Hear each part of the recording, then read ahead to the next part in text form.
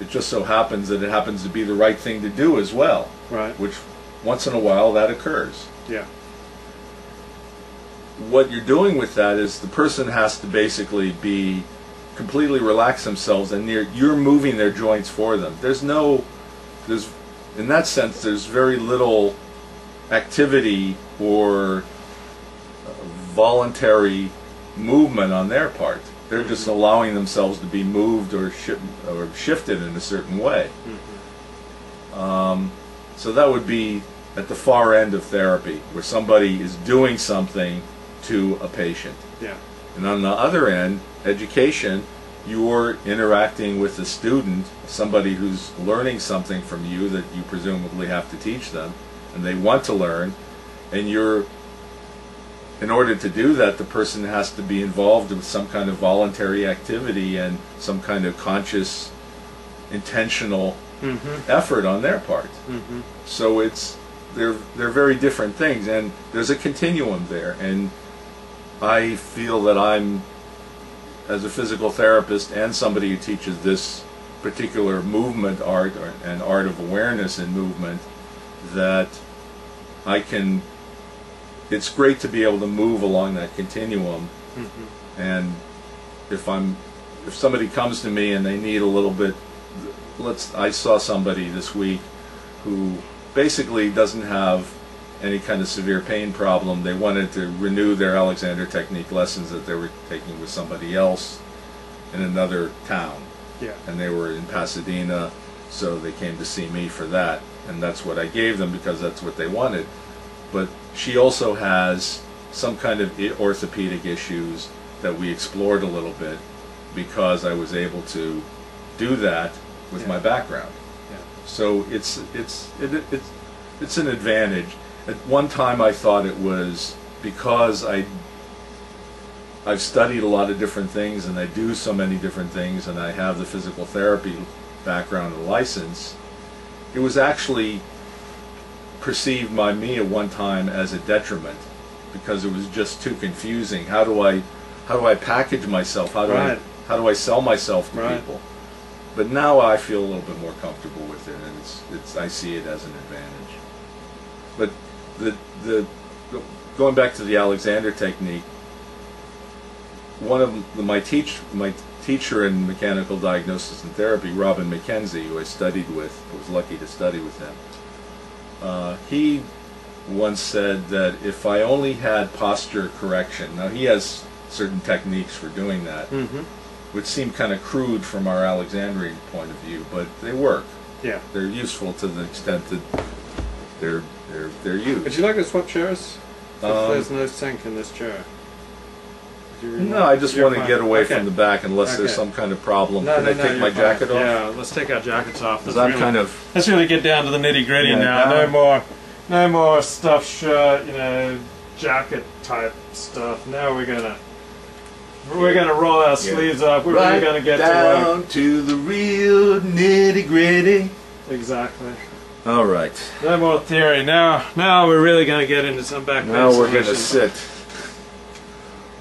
So, so your friend Robin McKenzie said, and I agree with him, that if all I had to do was, with people who have back pain or any kind of pain, was just deal with their body mechanics, with their posture, I could deal with 50% of the problems just doing that. Yeah.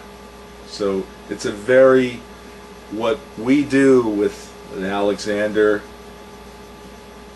part of the art of awareness, is it's extremely powerful. So when you successfully transmit Alexander Technique to a student, the student has to do a lot of work. The student has to do a lot of thinking. They have to become aware of their habits and be willing to let go of unnecessary body tension. Often they're emotionally attached to that body tension. There are a lot of obstacles to the transmission of Alexander Technique from a teacher to a student. How have you found the process of teaching Alexander Technique? That's interesting. Part of the Well, it's interesting how you describe that as a transmission when you're teaching. Something is obviously transmitted, and I think a lot of times, I'd say, if not most of the time, all of the time, there's going to be things that are, I'll use air quotes, things that are transmitted that the teacher didn't intend to transmit. Right. And those may be useful Right. for the student, whatever the student gets, or it may not be so useful. And so one of the things that I try to just be aware of that, and to be aware that I need to continue.